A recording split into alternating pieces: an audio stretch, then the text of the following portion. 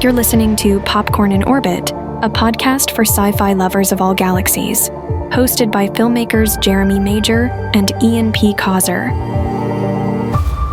Hey everyone, welcome back. It's Jeremy here in Canada, and I'm alongside, virtually, Ian in Great Britain. Ian, how you doing today? I'm good, Jay. How are you, buddy? Good. Shedding a tear, though. Yes. Because our season is coming to an end yet again. How fast the is end of that? season 2. But we've got this episode packed with some fun stuff. Yeah. And I'm not just trying to sell it. No. No, it is. I actually think it's going to be fun.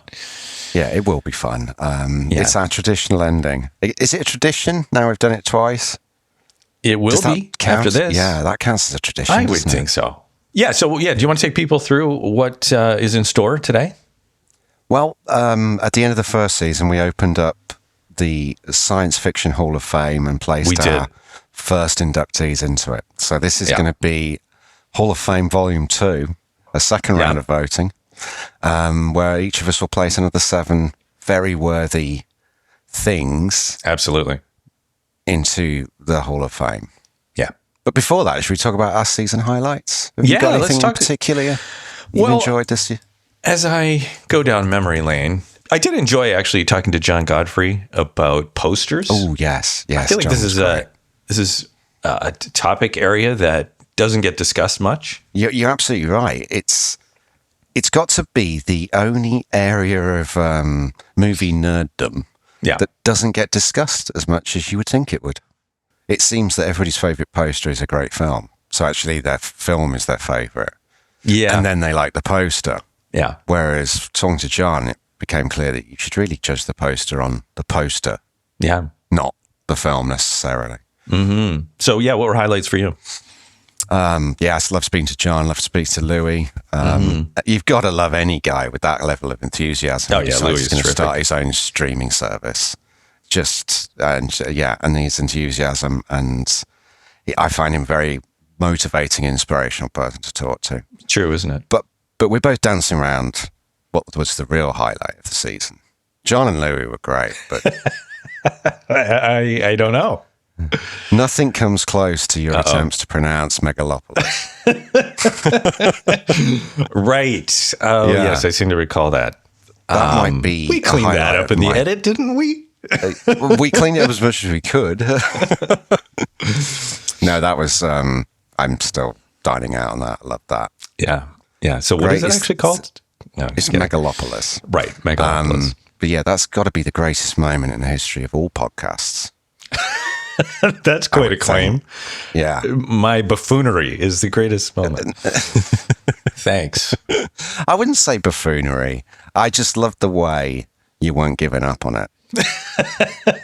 No, I was persistent with that one. Yeah, you were. I love that. I tell you, one of my less favorite moments was talking about the movies we don't like. Yeah, that was uncomfortable. Boy, that felt wrong. Yeah. It did. There it is. It wasn't just a typical internet let's be negative sort of thing. It was just to show that great films, it's okay not to fall in love with a great movie. Yeah. And everybody does it. Yeah. So I've often, you probably agree with me on this, what drove the motivation behind that is, when you're in a conversation with people who've been to film school, and you see that poor person who's really nervous about the fact that everybody's talking about Apocalypse Now and they don't like it. And you can tell they don't like it, but they don't want to say they don't like it. Right, yeah. Or they feel stupid, like I've missed something. Right, yeah. So all that episode was for me was saying to you, no, film is subjective. Yes. No matter how good it is or how bad it is. And there's nothing wrong with not getting Sound of Music. Yeah. It's true. Just admitting it publicly is one of those experiences. And you didn't hold back on Sound of Music. You were. Is it fair to say there were some films in there you were less uncomfortable saying you disliked? Yeah, that's probably true. That's probably true. Yeah. And we weren't saying we don't like them. We just don't love them. Yes. Well, to be fair, I was saying I don't like them. True, yeah. But that doesn't mean they're not great films. That's what I was saying. I'm not saying this is a bad film. Yeah. I'm saying I don't like it. Yeah, just personal which taste. is Yeah, personal taste. Yeah. Which is what it's all about. Yeah. Well, now that I've dug myself out of that hole. Yeah, I thought we were never going to talk about that again. Didn't we agree that? Yeah, we did. Okay, cut that. Yeah. All right. So, well, let's get down to business here today, because it was a lot of fun last year coming up with these inductees. Yeah. And I think what's great about it is that we're not just talking about movie titles. No. It can be anything. And last year, we put in do you want to go through what we put in last year just so people let's have a look at the original or either reminded or get a inductees. sense of how this rolls? Yes. It's also helpful for anybody who hasn't listened to it. And if you haven't listened to it, you need to go back and download it and listen to it, because it's superb podcasting. But for those who did listen to it and have forgotten, these are the original inductees to the Science Fiction Hall of Fame. Well, and by the way, sorry, just before you go down that road, I know you're giving people like the hard sell there on podcasting, but did you hear that the Golden Globes now have a category for podcasts? Are we nominated? I don't think we got it this year, but there's always next year. So let's really put our let's stop talking about films we think are crap and get that Golden Globe nom. Yeah. All right. Yeah. So take us through. Yeah, so original Hall of Fame inductees. It might be fun if you can guess which of us put what in. Steven Spielberg, George Lucas, Johnny Williams, Christopher Nolan, Ridley Scott, Harrison Ford. A lot of people. Ripley's cryosleep chamber from Alien. Yeah. The I Want to Believe poster from Mulder's basement office in The X-Files. Whose was that? I know. Yeah. I wonder if we can guess whose this next one is. Michael J. Fox's shoes. I do love those. The Cat P5000 power loader from Aliens. So cool. The fifth. Yeah, it's very cool. The fifth direction. The fifth dimension Tesseract from Interstellar. Yeah. The Millennium Falcon. The first season of Severance. The wonderful writer Philip K. Dick. Cool. The banner from the Jurassic Park atrium. How'd that get in? And I can't imagine how. And last but not least, the DeLorean from Back to the Future. Yeah. So that's all in. That's already in. Can you imagine walking around this place with all those things there? In Michael J. Fox's shoes. In Michael J. Fox's shoes. Yeah, there's a pair of shoes for you at the door. No, but just if this were a real museum, it would be spectacular already. And then today we're going to make it more. Yeah, make it even more spectacular. Okay. Make it even more. Well, shall we? Yeah, by all means, go ahead. All right, here we go. So I like watches, so I'm going to induct a watch. And watches in movies are kind of a thing. If you're in there's a lot of people in these kind of watch communities and whatever else, and they, you can track. If you see a watch in a movie, you can Google it, you'll find out what it is. And I'm sure this sells a lot of watches. Like Hamilton was very involved in Interstellar, for example, Hamilton Watch Company. Okay. They even made a watch specifically for that. I think maybe I mentioned this before. And there were a couple that were very important, right? Because time is very important in that. But I'm going to go with a different one here. And I suppose this is nearly sci-fi, is the Omega Speedmaster, which is worn in Apollo 13. And I think in other, NASA-related sci-fi movies, because it's standard issue for NASA to give astronauts the Omega Speedmaster. Okay. The guys in Apollo 13, of course, are wearing it all through. In fact, Bill Paxton wears two of them in the movie. Does he really? Yeah, because I guess Hayes actually wore two. So anyway, so that's my first one, the Omega Speedmaster, classic. I'm learning space new watch stuff here. I had no idea about that. So does that mean in zero gravity it still ticks and stuff? Yeah. Is it specifically made for that sort of? It is, yeah.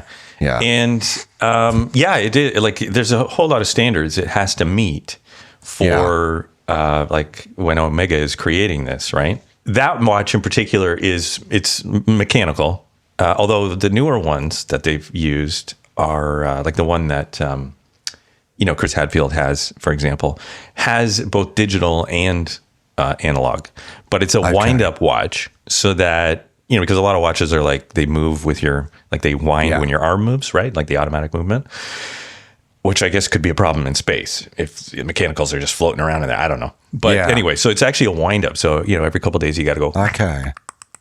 Okay. But yeah, it's a pretty classic watch. So, and standard issue for NASA. When you said watch, I wasn't sure where you were going. And you know where my brain went to? No. The first Transformers movie.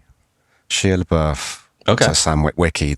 The watch was a really crucial plot point. Oh, okay. In the first Transformers movie. I quite like the first Transformers movie. I thought it was pretty cool. I don't know if this is, I think it's apocryphal, but I love this story that the Americans spent billions of dollars trying to develop a pen that writes in space in zero G. Right, yes.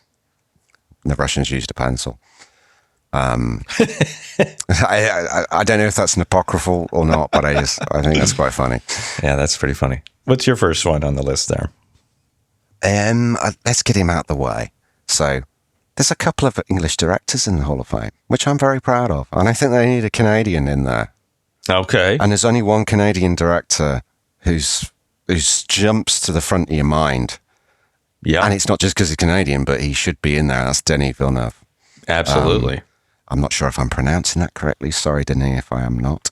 Yeah, but I'd say. Arrival. Yeah. Blade Runner 2049. Dune Part 1, Dune Part 2. These are masterpieces, all four of them. And he is the new Ridley Scott, dare I say. Wow. He's to me, he's as exciting, if not more so, than Christopher Nolan, who's already in the hall. And I genuinely get excited about a Denis Villeneuve film now.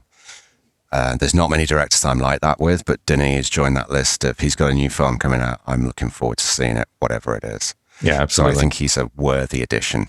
And we got a Canadian director in there with the British directors. So cool. Yeah, no, that's an awesome choice. I love that. What you got next, buddy? Okay, number 2 on my list here, or number 6, I don't know. The next one on my list here is, now this might sound a bit weird, but this is a terrific, like, cinematic element, and it's anamorphic lenses.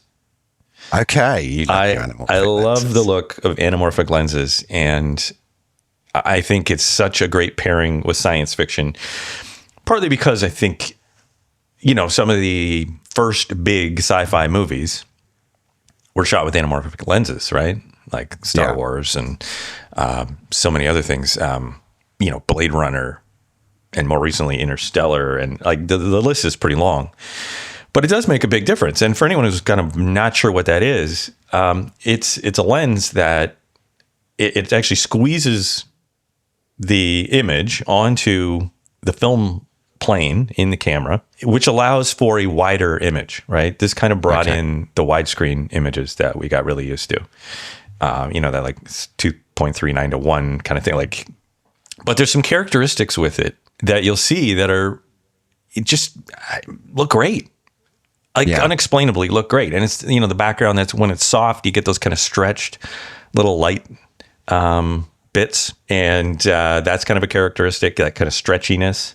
And then the other thing you see is like when there's a flare of light, you get those kind of blue lines going across. Yeah. And a lot of people might think, oh, that's messy. Like it looks ugly. Clean up your image. But it's the imperfection of it that somehow makes it, I don't know, look more cinematic. Real. Yeah. Make it look real. Yeah. So in my mind there, it's just a great pairing for a really, cinematic experience. So there you go. Awesome. All right. What do you got? I'm going to call it what everybody knows it. It's sat behind me. It's the AT-AT from Empire Strikes Back, which stands for the Imperial All-Terrain Armored Transport. There it is. It's manufactured by the Kuat Drive Yards. It stands at a height of 22.2 meters with a max speed of 60 kilometers an hour. Its weapons are 2 Taeman-Bak MS-1 heavy laser cannons, 2 FF-4 medium repeating blasters, and Durasteel foot pats. And its capacity is a pilot, a gunner, a commander, 2 deck officers, 40 troops, 4 speeder bikes, and a metric ton of cargo. 40 troops? Yeah. Oh my gosh. I know. Now the one behind you is not as big as what you just described. That is not 22 meters tall, Jeremy. You're correct. It's big. It's big. It's a good meter tall. People may or not remember. I saw Empire Strikes Back before I saw Star Wars when I was young. Right. Because that was the one that was on telly when my dad said, sit down, watch this. Indiana Jones is in it. So if you can remember the start of Empire Strikes Back, Luke gets nearly freezed to death when his Tauntaun dies. But then the big battle is these AT-AT walkers starting to come out of the horizon towards the rebel troops on the ice planet Hoth. And it's immensely cool. I still think it's probably the coolest scene in the original series. It is great, yeah. And whilst this is the enemy's vehicle, it's an Empire vehicle, there's something about it that's just blew my imagination wide open at a young age, and I still adore it. So yeah, the Millennium Falcon was already in, so I thought we're going to have to put an Imperial vehicle in. True, yeah. No, that's great. It's that thing there. Yeah. Another one designed by Joe Johnston, who designed the Millennium Falcon. Now, I always feel like gravity is not necessarily going to be a friend to the ATA. Which is how Luke brought him down, yeah. Yeah. It actually, this is super nerdy, but believe it or not, the original idea came from concept drawings of a Norwegian armored vehicle with legs like that. Really? Not with the head. Yeah. That Joe Johnston saw. And it was like a tank on stilts so it could get through the snow. Oh, okay. And it was a concept drawing. And Joe saw that and went, yeah, if we can make that like an animal, like an animal's head or a dog or something. So it's such an unusual design. It is. There's also a bit of a like Trojan horse aspect to it, I feel like. There really is. It's very cool. It makes it feel alive, like it's a living thing coming at you. It does, as opposed to a machine. You're right. Which is actually more frightening in some way, shape or form. Yeah. And then underneath it, you've got the little ATST, which is the smaller version, two-legged version, which you see in Empire and also in Return of the Jedi and The Mandalorian. It's popped up. And Rogue One, actually, it appears in there. But it's a very, very cool vehicle. Yeah, awesome. So that's going to take up some space. That is, yeah. What you got next? All right, next I would like to induct the planet Pandora from Avatar. That's going to take up more space. It might go around the museum. Yeah.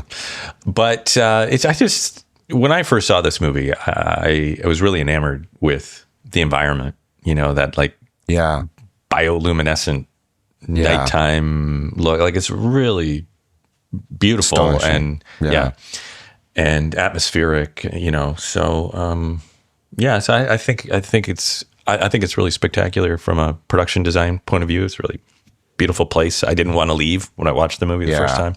So that is my choice. Don't blame you. It's a good one. Mm-hmm. It's the biggest thing in there. We're not going to be a planet, are we? We're not going to be a planet. I thought my next choice was going to be the biggest thing in there, but all right, let's hear it. Scooped me.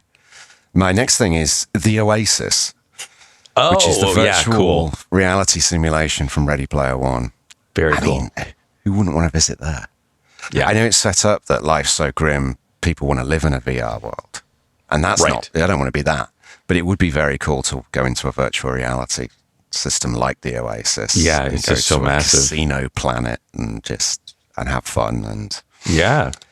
But I just think it's a spectacularly well-written book, which was then turned into a very, very well-adapted screenplay, which was then given to Steven Spielberg, and he worked his magic, didn't he? And created he really did. Yet another world where you just want to visit. Yeah, absolutely. Have fun there. Mm-hmm. So yeah, that's got to be the best VR. It's my favorite VR thing in the entirety of science fiction. Yeah. Sorry, Tron. I'd rather be in the Oasis. Yeah. What you got next? All right. So next, I'm going to bring in. I have to have a Jurassic Park thing here. There's so many great elements in Jurassic Park. So I'm actually going to bring in the Jeep. Oh, I like that idea. Yeah. I'm going with the Jeep. I always loved Jeeps to begin with. Actually, I see the odd one around. Like there's one or two people not that far from where I live here who have that Jeep painted up that way. It's probably just one. I can't imagine there's more than one around here. But every now and then I see it. It's just cool, with the logo on the side. And I'm not a Jurassic Park nerd like yourself, but as soon as you said that, I can picture it. I can picture the colors and everything. I can picture it being flipped by the T-Rex. Well, sort of stepped into the mud and so now there's two vehicles, and they're both pretty iconic, really. There's the Ford Explorer that they're in. That's like the automated one, right? That gets smashed up. And the Jeep is like the one that they use to navigate around the park. Is it a Wrangler? Yeah, I guess it'd be a Wrangler or a YJ. I'm not 100% sure what model they call it, but yeah, I love that. That's great. All right, what do you got? This isn't going to take up much space, but I think it's immensely cool, and that's Neo's sunglasses. Oh, okay, cool. The first Matrix movie. Yeah. Keanu rocks them amazingly well, and I've got to be honest, ever since I first saw that, I keep continually Googling what glasses does Neo wear, and I think they're actually custom made for him, which is probably why they look so cool. Yeah. But I was thinking about the Matrix. I certainly don't want to put the Matrix into there because it's the opposite of the Oasis, isn't it? You don't want to go into the Matrix like you want to go into the Oasis. I see what you're saying. I quite like his long black coat, but I think it could look like Batman's cape without Keanu in it. Right. So I've gone with the sunglasses. Yeah, that's cool. Because they're distinctly him. Yeah, that's cool. What you got next, buddy? Okay, next I have, from the movie Passengers, which I know you love this movie. I do. It's fantastic. The spaceship, which is, it's called the Starship Avalon. And I just think it's an awesome spaceship. Is that the word? It's huge. Am I calling it a spaceship? Yeah, it's a Leviathan of a ship. It's a Leviathan of a ship, yeah. Anyway, it's got the beautiful bar, and it's got it's just like a very luxury type thing. Yeah. There's the pool. The rooms are super cool. I could spend 80 years there. Okay. I see where you're going. So it's called the Avalon, is it? Yeah, the Avalon, yeah. Yeah, okay. So that's more iconic than the Nostromo, the Starship Enterprise. I would rather Star Destroyer be on it. Okay, yeah, than any of those. Yeah. Okay. And I think it's such, to me, like, I like that movie. And that's all that matters. The actual ship itself plays a big part in that, right? Yeah. And you see it kind of transform, and there's trees growing by the end and everything else. I had forgotten that bit. I just love, as an environment, I really like it. Yeah. So it was lovely. Yeah. All right. What else are you bringing in? I'm bringing in Arnie's Harley Davidson Fat Boy from T2. Okay.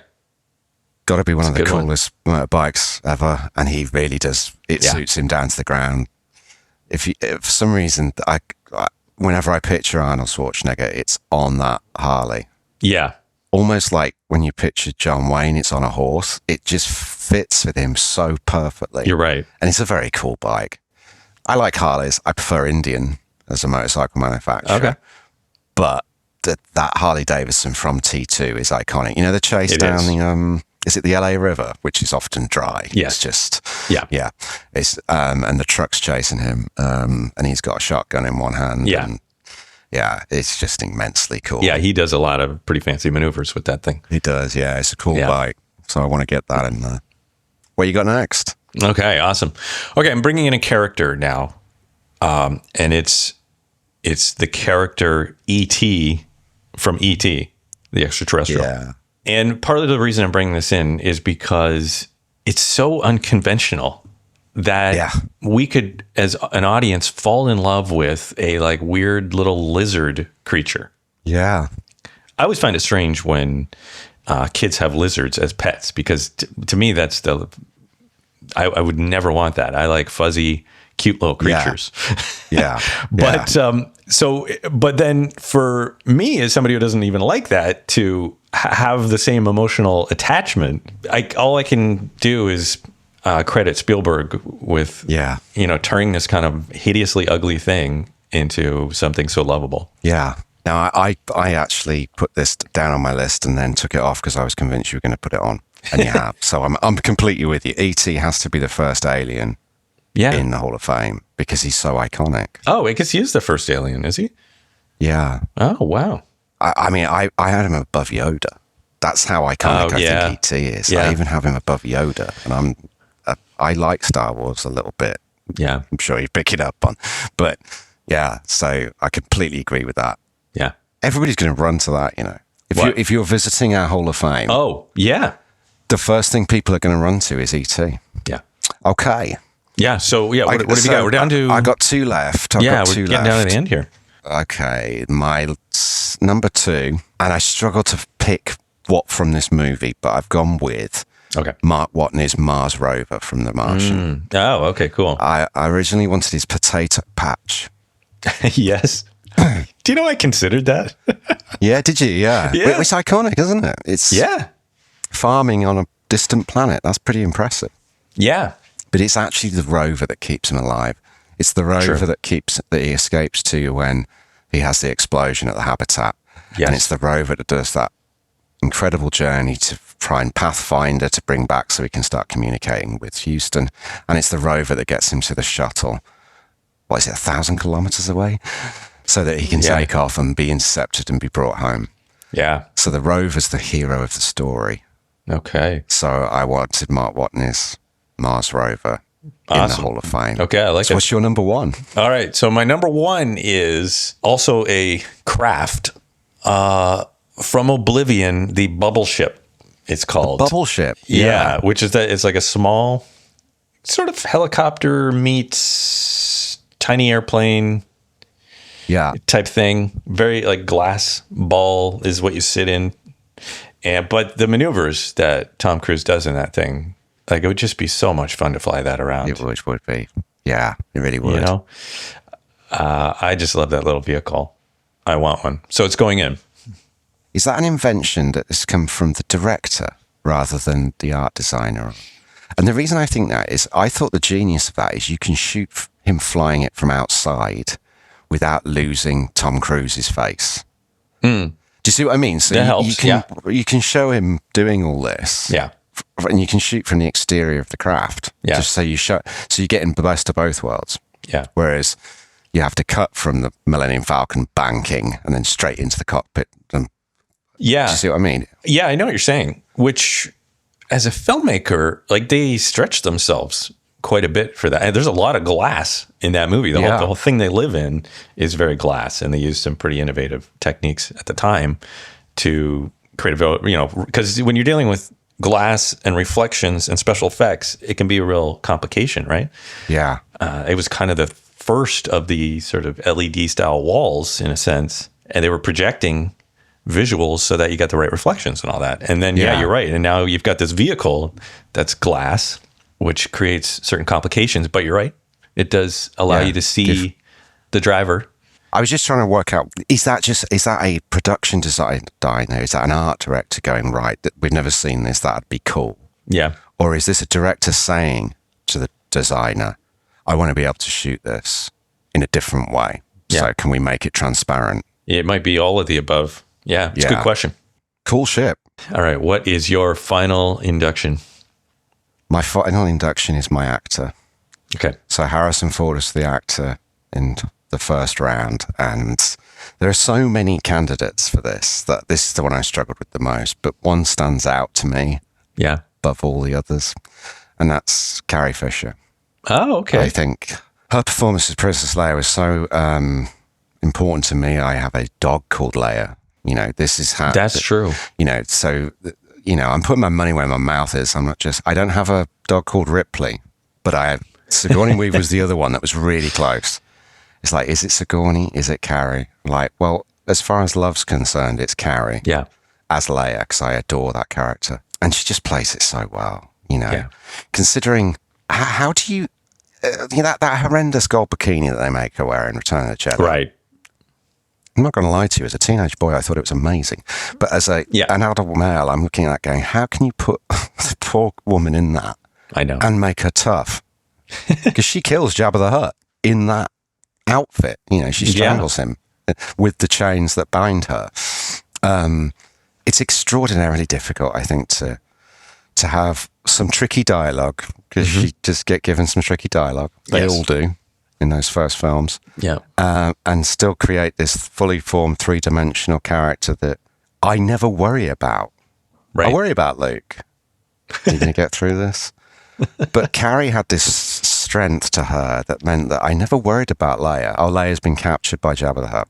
She'll be fine. Yeah, it's a good point. You always feel a little, Jabba's going to pay for that, you know. And I love that part of her, and that takes a special kind of actress to to project that onto a character. Yeah.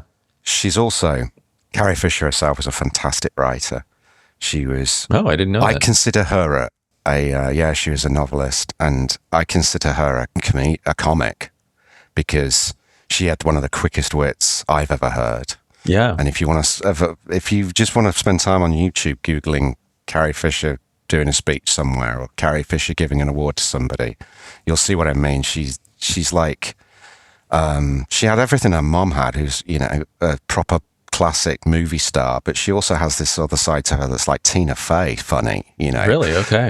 And you combine those two things, and she had a heck of a life, and she's dearly missed, and I want her in the Hall of Fame as my number one. So yeah, we now got Han and Leia starring at the bar together. Oh, wow. Yeah, that's cool.